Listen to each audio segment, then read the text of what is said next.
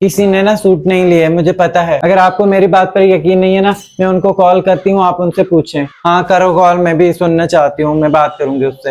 Hello जी, hello. हाँ ईमान, वो अम्मी से बात करो। अच्छा सही है, दे दो। ये लो अम्मी।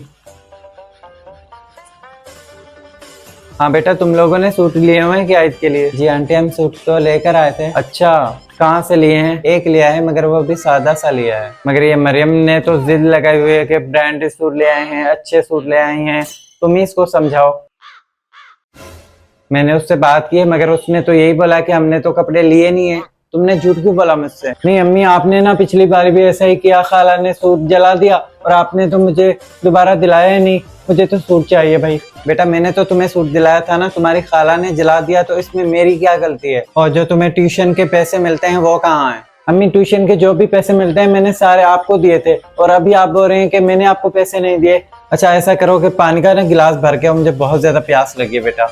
अच्छा अम्मी, पानी ले आई हूँ मैं, ये ले। अच्छा दे दो बेटा, बिस्मिल्लाह। अम्मी अब तो मेरी भी बात मान ले प्लीज।